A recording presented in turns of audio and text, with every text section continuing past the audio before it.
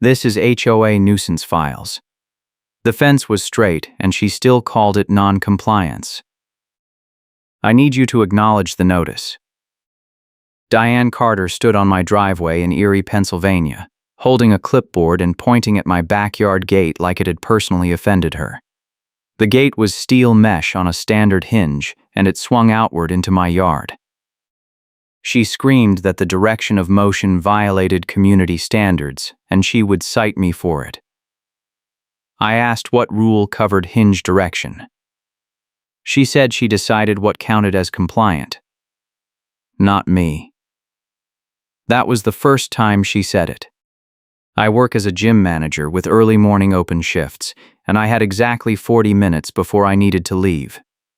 The Woodland Crossing Estates Association had been on my case for 3 weeks, and Diane ran the Community Standards Committee like a personal enforcement squad. She tapped the clipboard. The notice was dated 2 days earlier, but I had never received it. I checked my mailbox every day. She said the association could leave notices on doors or email them, and if I did not see them, that was my problem.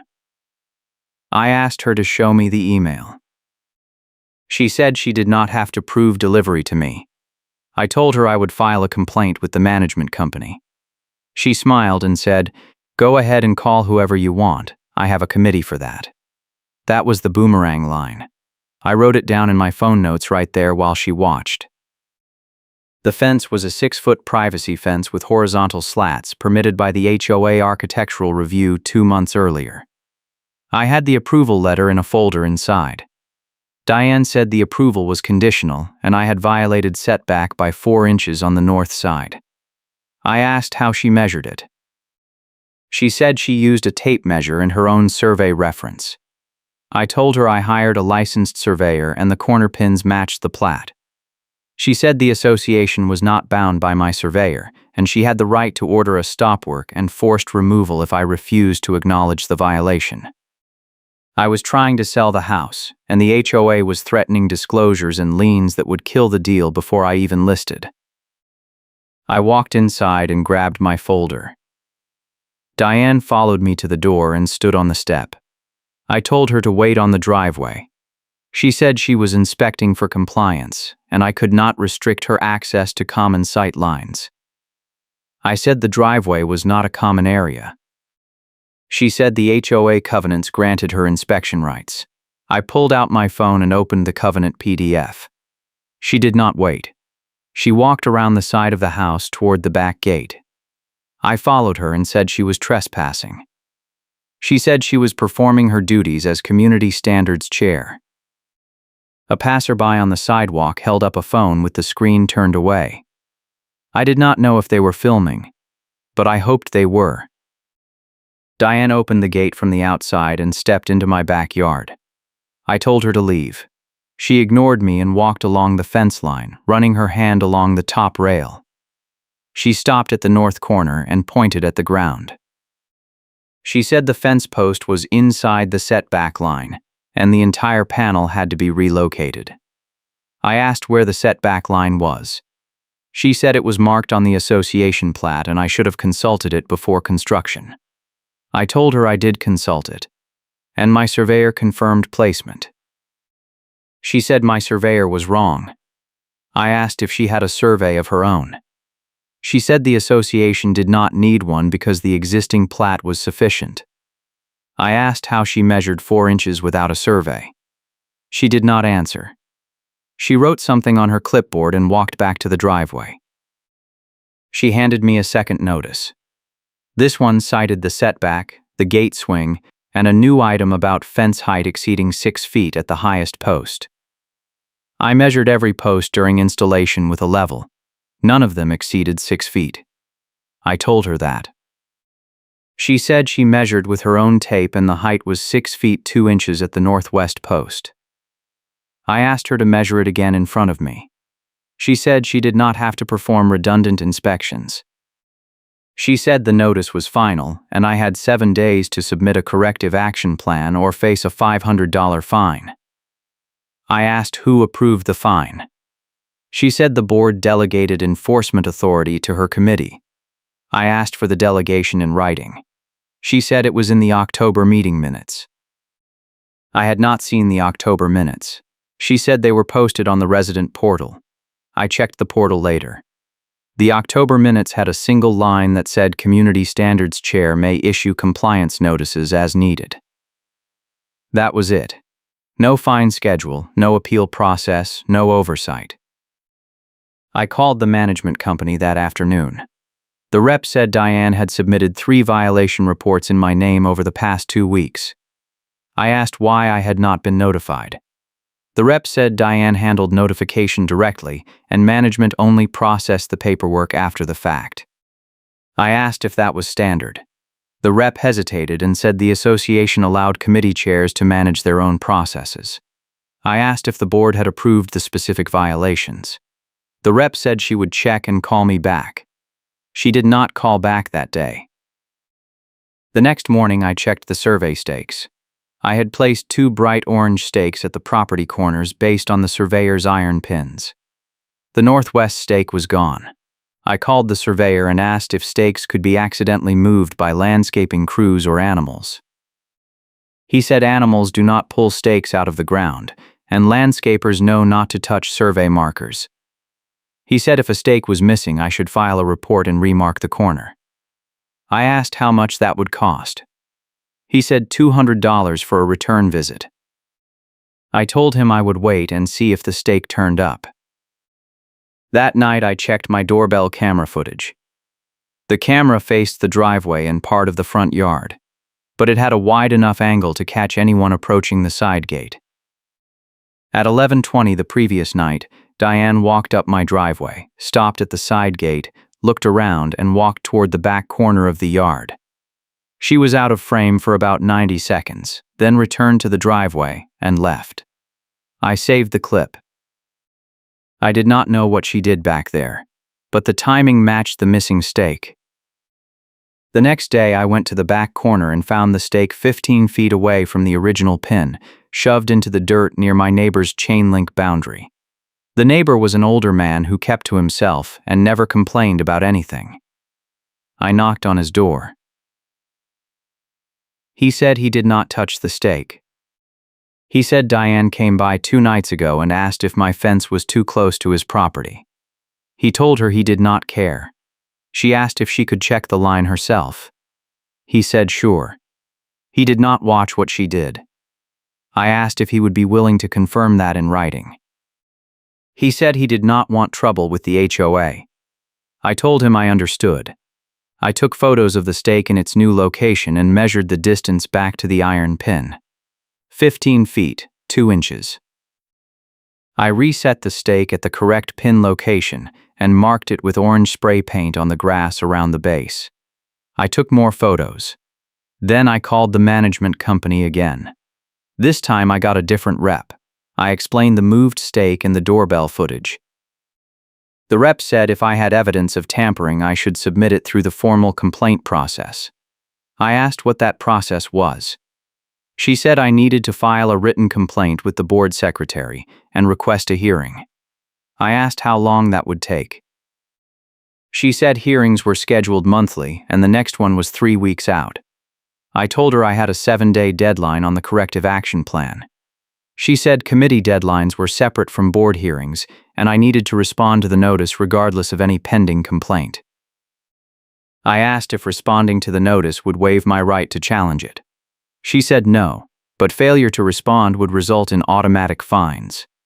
I drafted a corrective action plan that said the fence was compliant, the surveyor confirmed placement, and I rejected the alleged violations. I submitted it through the portal. Diane rejected it within 2 hours. The rejection email said my plan did not address the specific violations, and the fine was now in effect. $500 hit my account 3 days later as an HOA special assessment. I disputed it with my bank. The bank said HOA assessments were typically valid under the covenants, and I needed to resolve it with the association. I called the management company again. The same rep said the fine was processed under Diane's enforcement authority and I needed to appeal to the board. I asked if I could get a hold on the fine during the appeal. She said no, I asked if Diane could issue more fines while the appeal was pending. She said yes. I asked if there was a cap. She said the covenants allowed up to $5,000 in cumulative fines per violation before the association filed a lien. I was now in a system where Diane could invent violations, issue fines, and escalate without oversight, and I had no immediate way to stop her. I started documenting everything. I took photos of the fence from every angle, printed the surveyor's report, saved every email, and copied every notice Diane issued.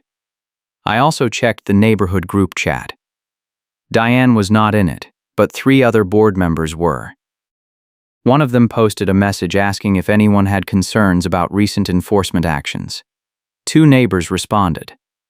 One said she got cited for a mailbox post that was allegedly half an inch too far forward. Another said Diane threatened a tow on his contractor's truck because it blocked the sidewalk for 20 minutes during a deck repair. Both said they paid fines to avoid escalation. I screenshot the messages. A quiet neighbor, a woman named Rachel who lived 2 doors down, sent me a direct message. She said she saved screenshots of Diane's posts and messages from an old board discussion group before Diane had her removed. Rachel said Diane frequently wrote complaints in her own name and then submitted them as anonymous resident reports. Rachel was terrified of retaliation and refused to be seen on camera at first. I told her I would protect her identity as long as possible. She sent me a zip file with 30 screenshots. The screenshots showed a pattern. Diane wrote violation notices before board approval, sent them to homeowners, and then submitted them to management after the fact as ratified enforcement. In one screenshot, another board member asked why Diane was issuing fines without committee votes. Diane replied that the committee was herself and 2 appointees who delegated decision-making authority to her as chair. The board member asked for the delegation document. Diane never answered. In another screenshot, Diane said she was revising the architectural guidelines to add a gate swing requirement because outward swinging gates were trip hazards. No trip hazard complaints appeared in any prior meeting minutes. One neighbor asked why the rule was changing mid-year. Diane said the board had the authority to clarify existing rules at any time. The neighbor pointed out that clarification was not the same as creation. Diane removed her from the group. I forwarded the screenshots to the management company rep and asked if the board had ever formally voted on Diane's enforcement authority. The rep said she would need to check with the board president. 2 days later, I got a call from the board president, a man named Tom who worked in insurance and had been on the board for 6 years. He said Diane was a volunteer doing her best to maintain standards, and I needed to work with her instead of against her. I told him she moved my survey stake and invented violations. He said that was a serious accusation and I would need proof. I told him I had doorbell video. He said video could be misinterpreted and he was not interested in a he said, she said fight. I asked if the board would review Diane's enforcement process. He said the board trusted committee chairs to manage their areas. I asked if the board had seen the screenshots Rachel sent me. He said he had not, and unless I filed a formal complaint with evidence, he could not take action. I told him I already filed a complaint and requested a hearing. He said the hearing was scheduled for 3 weeks out, and I should wait for that. I asked what I should do about the fines in the meantime. He said pay them and request reimbursement if the board ruled in my favor. I told him I was not paying fines for fake violations. He said refusal to pay would result in a lien. Then he hung up. If you are not subscribed yet, please hit that subscribe button because I am going to need all the support I can get to survive this HOA nightmare. That afternoon, Diane sent a new notice. This one cited a fence height violation at the south post, a gap under the gate that allegedly allowed animals to pass through, and non-approved stain color. I had used a standard cedar stain from the approved color palette. I checked the palette on the HOA website.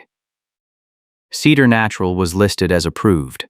I replied with a screenshot of the palette. Diane replied that the palette was outdated and the current approved list was maintained by her committee. I asked where the current list was published. She said it was available upon request. I requested it. She did not respond. Instead, she escalated the fine to $750 and added a line that said continued non-compliance would result in forced removal of non-conforming structures at owner expense. I called an attorney. The attorney specialized in HOA disputes and had handled cases in Erie before.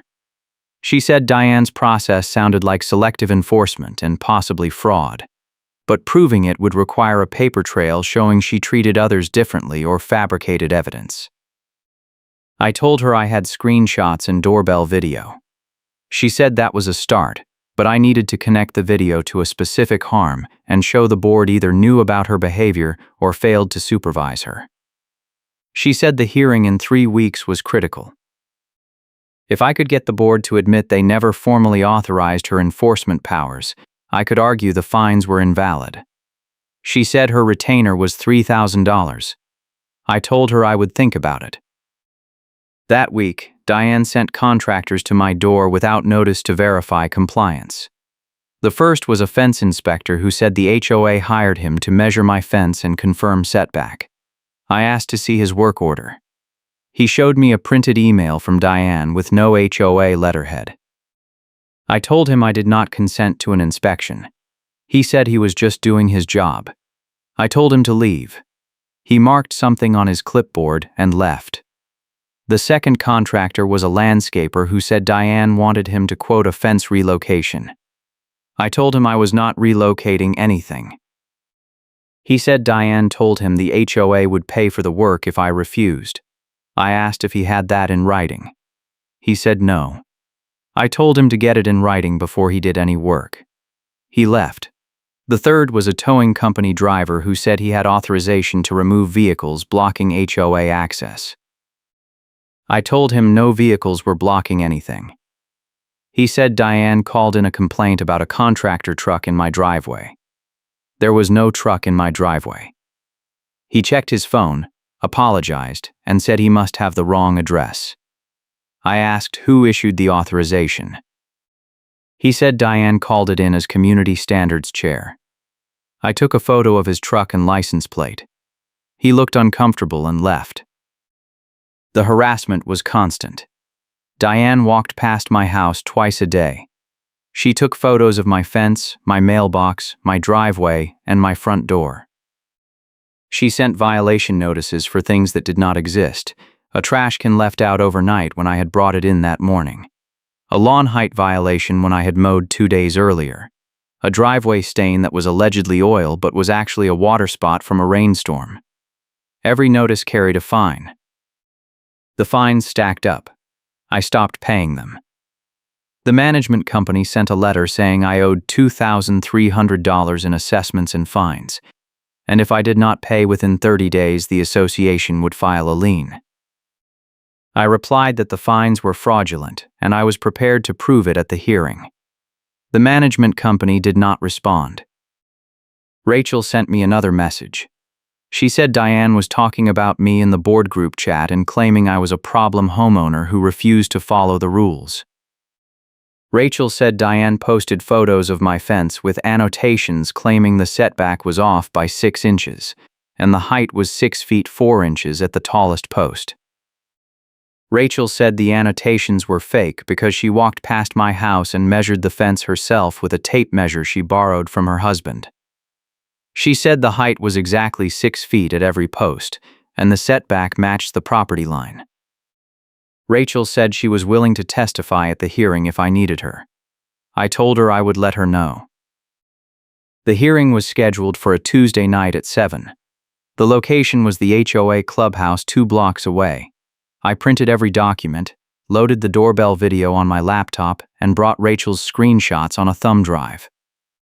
Rachel decided at the last minute she would come but sit in the back and not speak unless I absolutely needed her.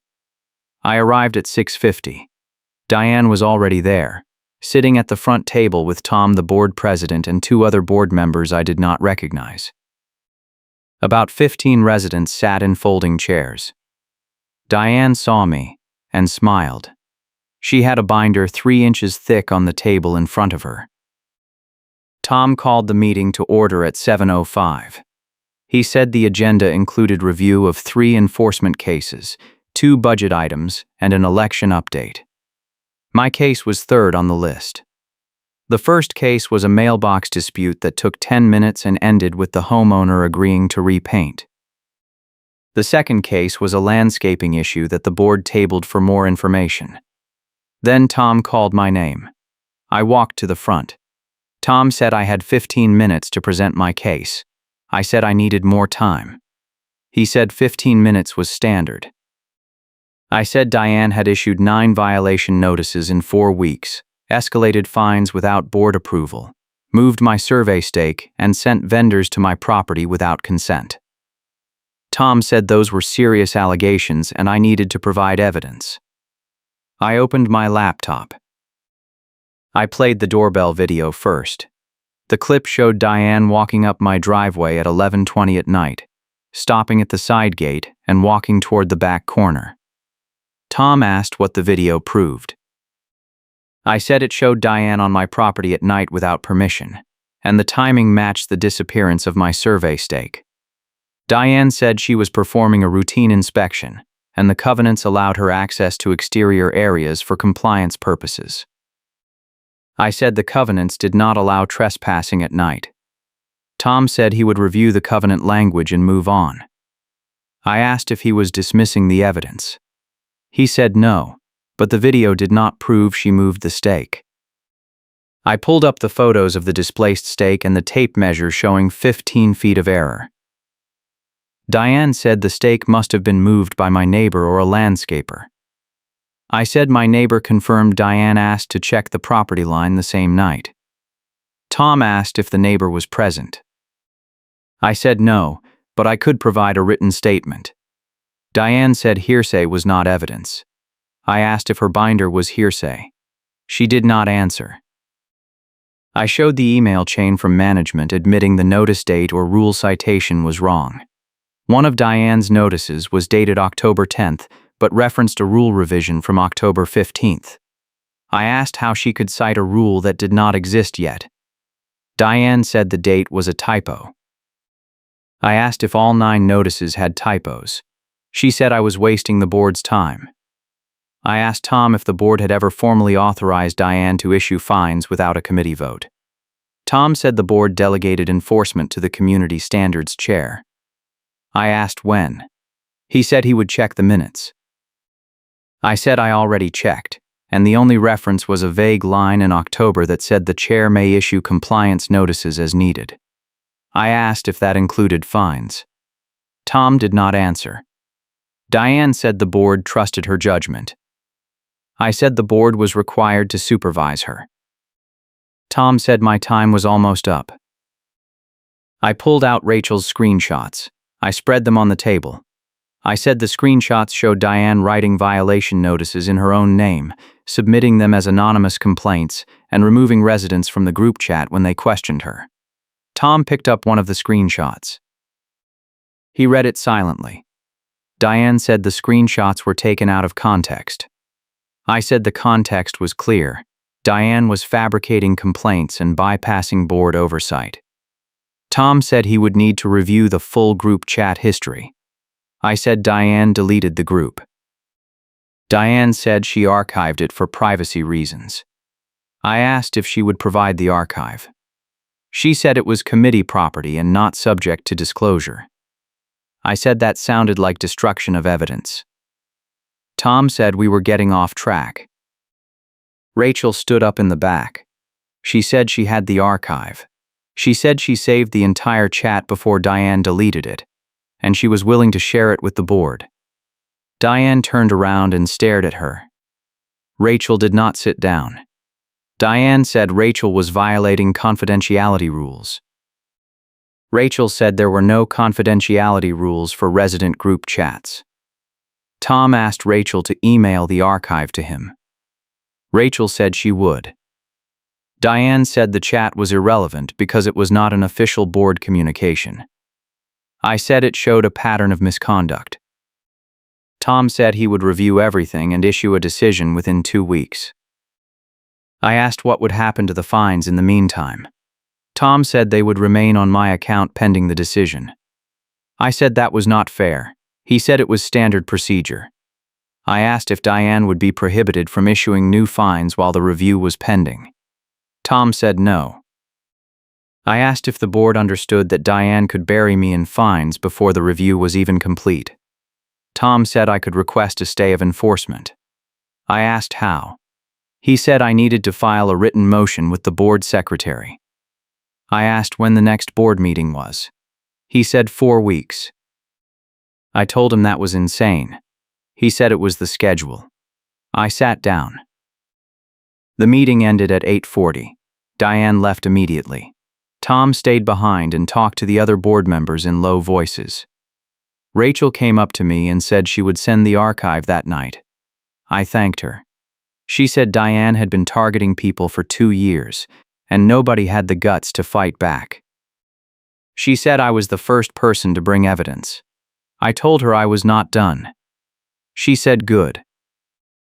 2 days later, Diane issued another violation notice. This one cited an unapproved security camera, a driveway crack that allegedly violated aesthetic standards, and a fence post that was loose and constituted a safety hazard. I checked the fence post. It was not loose. I grabbed the post and shook it. Solid. I took a video of myself shaking the post and narrating that it was stable. I sent the video to Tom and copied the management company. Diane replied within an hour. She said I had tampered with evidence by testing the post and the video was inadmissible. I replied that testing a post for stability was not tampering. She did not respond. The fine was another $500. I called the attorney again. She said the board's delay was typical and likely intentional. She said Diane was stalling to run up fines and pressure me into settling. She said if the board ruled against me, I could sue, but litigation would take months and cost more than the fines. She said my best option was to force a resolution at the next board meeting by presenting the trump card I had been holding. I told her I was not ready to play it yet.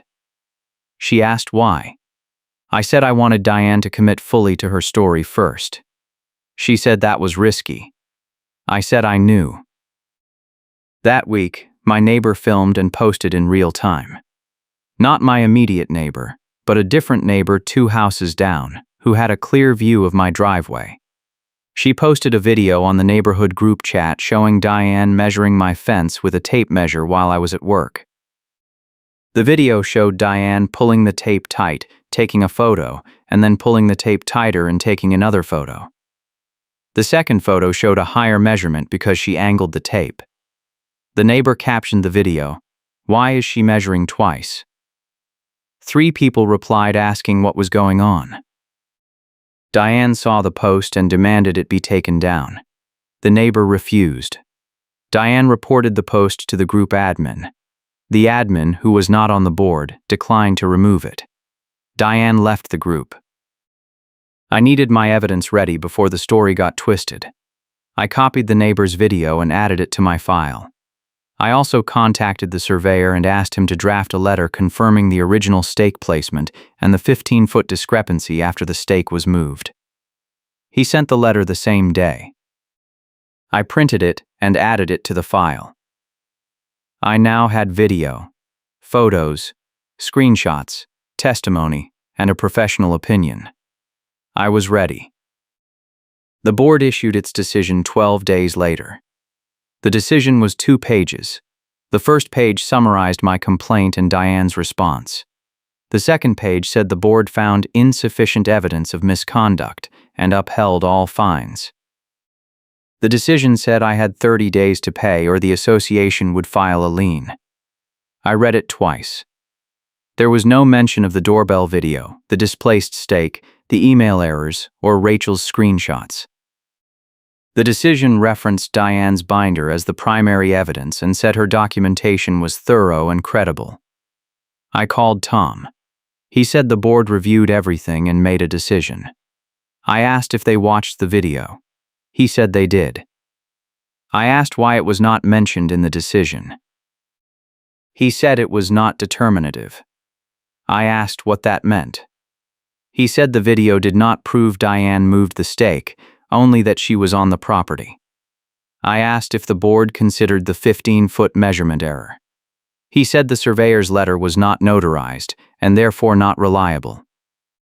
I asked since when did HOA decisions require notarized documents. He said the board set its own evidentiary standards. I asked if the board had reviewed Rachel's archive. He said they had not received it yet. I told him Rachel sent it 3 days after the hearing. He said he would check his email. Then he hung up. I called Rachel. She said she sent the archive to Tom's email address listed on the HOA website. She checked her sent folder and confirmed it went through.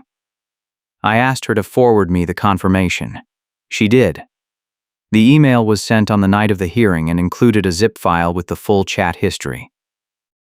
Tom had lied. I forwarded the confirmation to the management company and demanded an explanation. The rep said board decisions were final unless overturned by a vote of the full membership.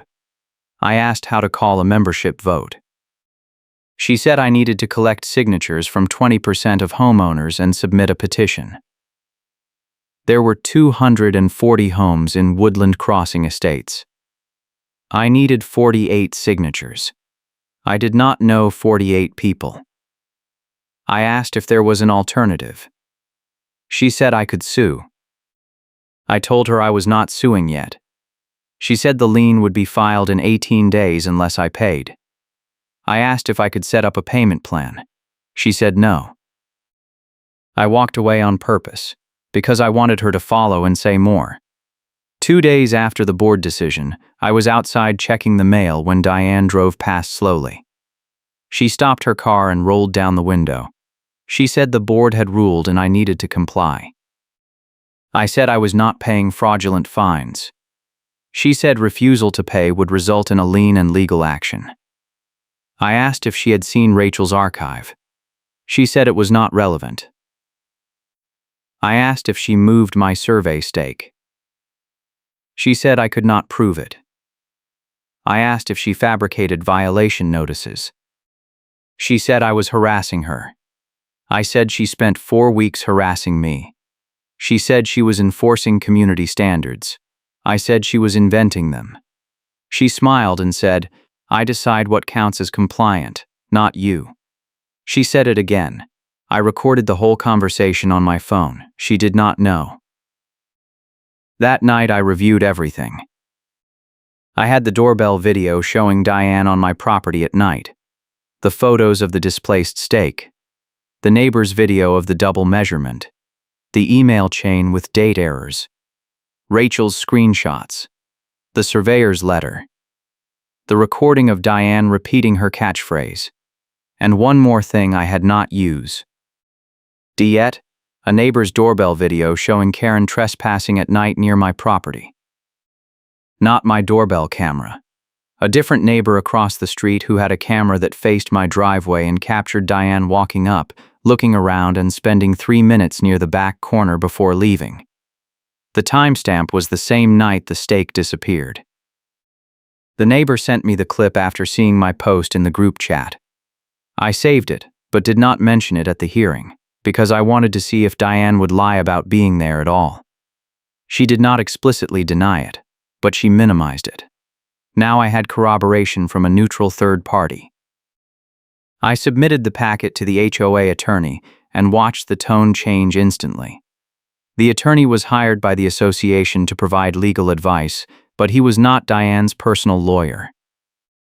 I sent him an email with the subject line, Evidence of Fraud and Selective Enforcement by Community Standards Chair. I attached the video clips, photos, screenshots, surveyor letter, and a 2-page summary.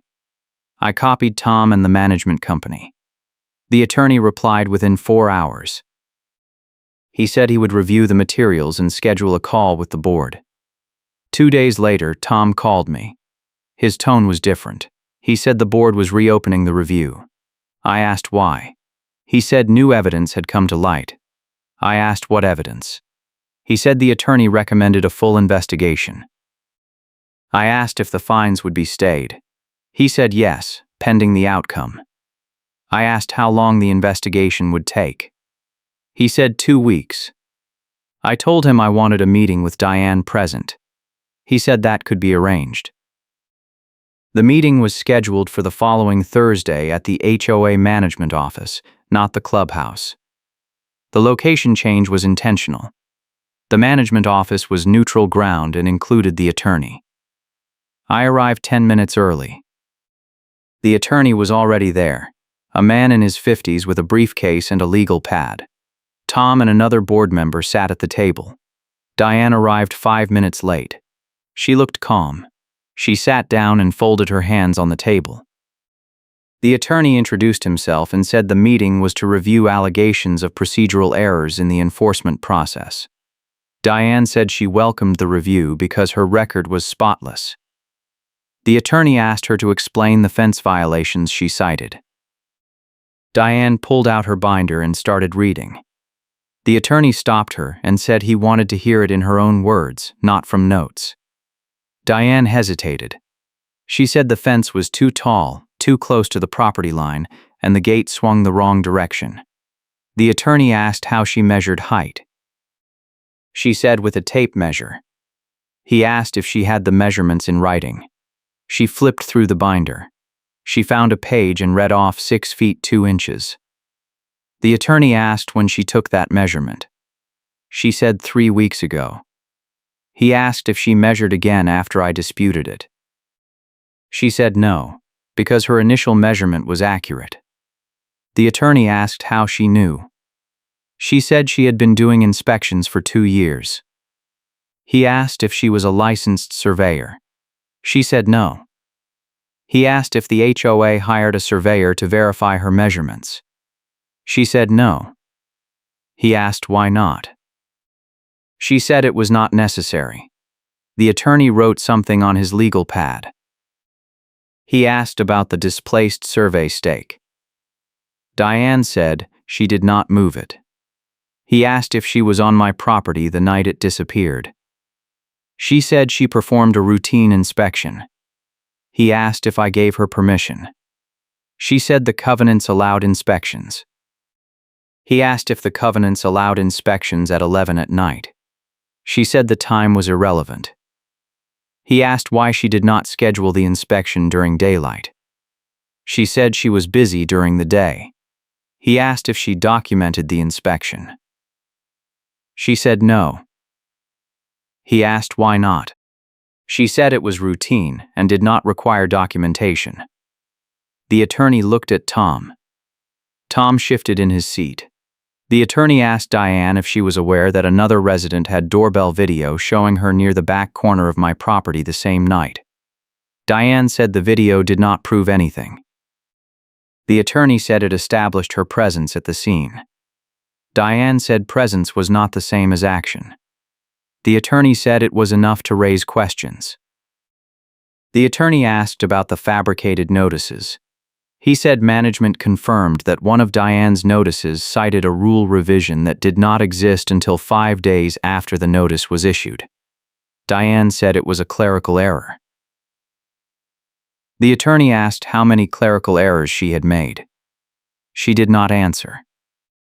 He said management identified 3 notices with incorrect dates or rule citations in my case alone. He asked if she reviewed her notices before sending them. She said yes. He asked how the errors occurred. She said she was managing a high volume of cases. He asked how many cases. She said approximately 15. He asked if she had help. She said her committee supported her. He asked who was on her committee. She named 2 people. The attorney asked if they voted on enforcement actions. She said they delegated authority to her. He asked if that delegation was in writing. She said it was understood. He said understood was not the same as documented. Diane said she did not need permission to enforce the rules. The attorney said she did if the board delegated power conditionally. Tom said the board never intended for Diane to act unilaterally. Diane turned to him and said he signed off on her enforcement process in October. Tom said he signed off on a general framework, not blank check authority. Diane said that was not what he told her. Tom said they would discuss it later. The attorney asked me if I had additional evidence. I opened my laptop and played the recording of Diane repeating her catchphrase. The attorney listened. When it ended, he asked Diane if she believed she had sole authority to determine compliance. She said the board trusted her judgment. He said trust was not the same as authority. He asked if she understood the difference. She did not answer. He asked Tom if the board authorized Diane to issue fines without committee votes. Tom said no. Diane said that contradicted what he told her in October.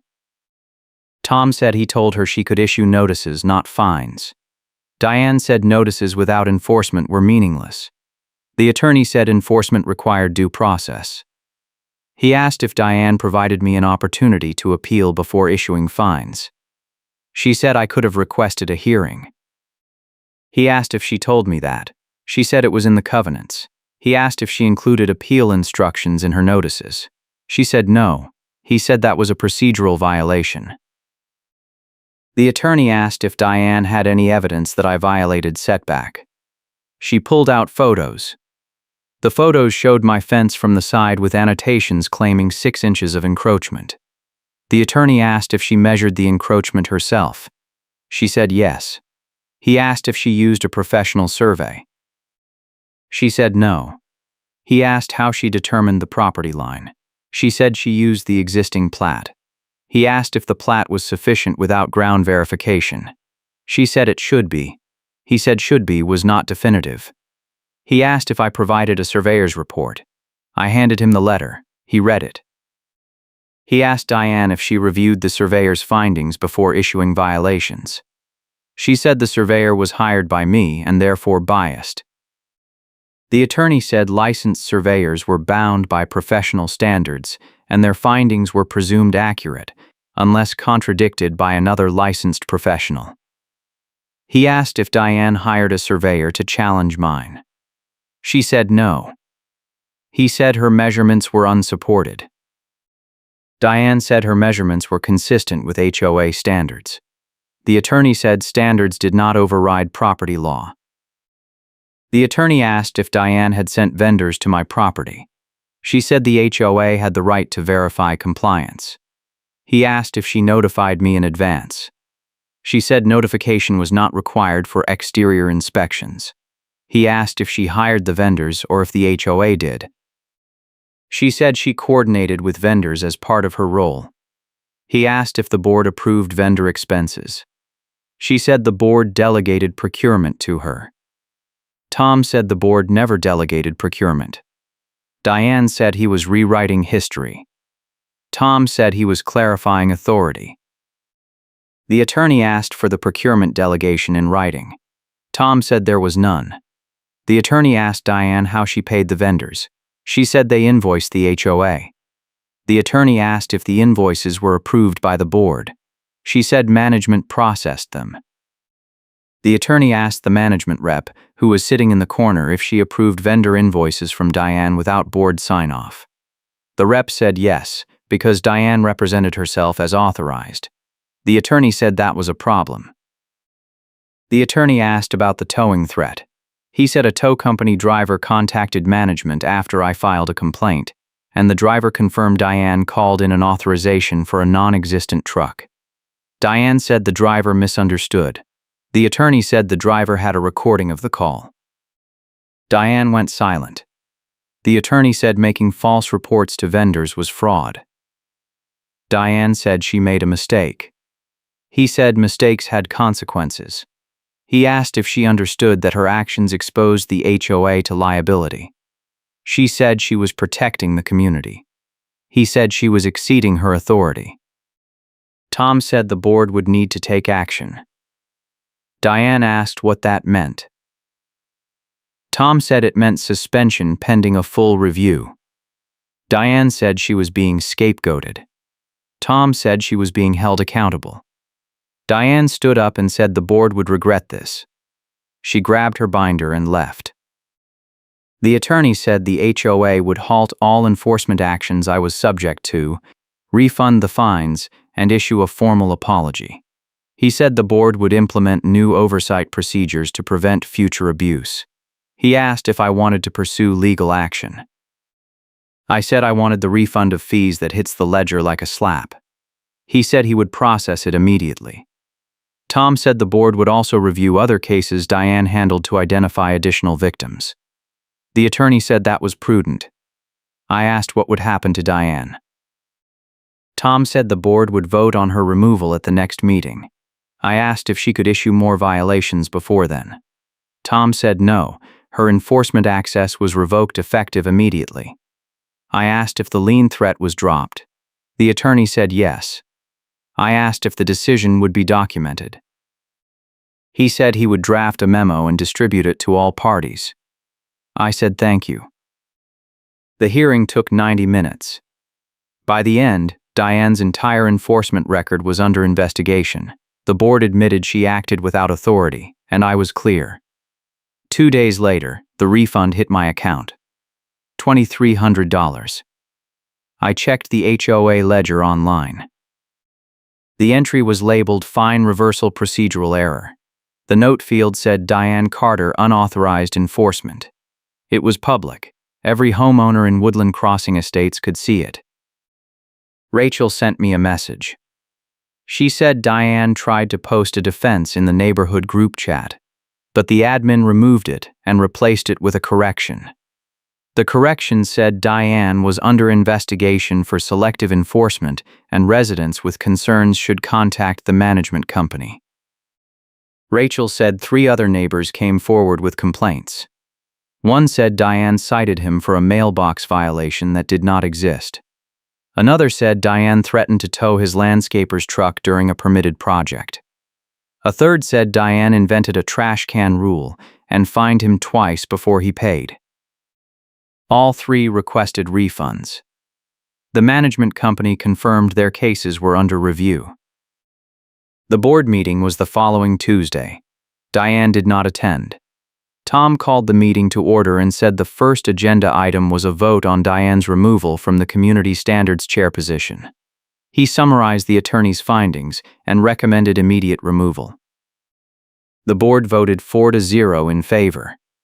Tom said Diane would be notified by certified mail and her access to HOA systems would be terminated.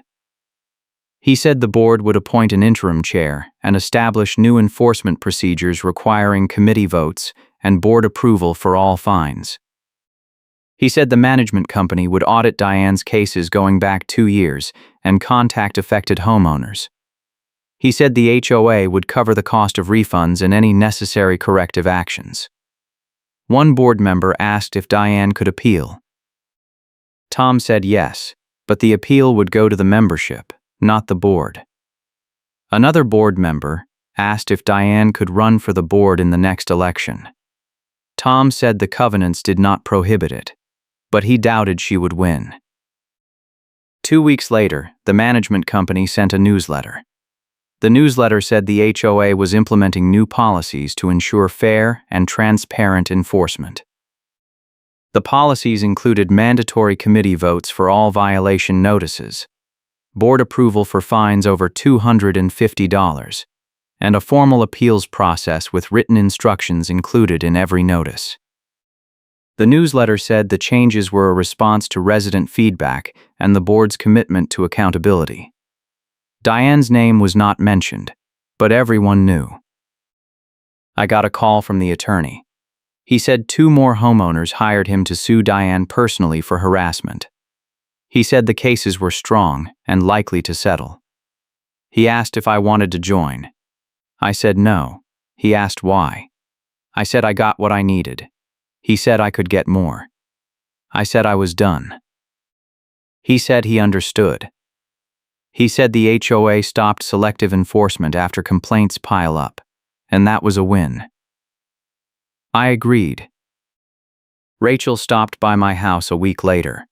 She said the neighborhood felt different. She said people were talking openly about HOA issues without fear of retaliation. She said the new interim chair was reasonable and responded to questions. She said the board was actually reading complaints now instead of rubber stamping Diane's decisions. She said it was not perfect, but it was better. I told her I appreciated her help. She said she was glad someone finally stood up. I said I could not have done it without her archive. She said she almost deleted it a dozen times because she was scared. I said fear was Diane's weapon, and taking it away was the whole point. The house sold 3 months later. The buyer's agent asked about the HOA. I told her the truth. The HOA had issues, but they were resolved. She asked for documentation.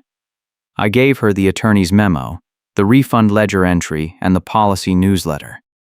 She said that was more transparency than most HOAs provided. The sale closed without delays. No liens, no disclosures, no surprises. I never saw Diane again. I heard she moved out of Woodland Crossing Estates 6 months after the board vote. Rachel said Diane's husband got a job in another state. I did not know if that was true or if she just wanted to leave. Either way, she was gone, and the neighborhood was better for it. The fence is still there, 6 feet tall, cedar stain, gate swinging outward.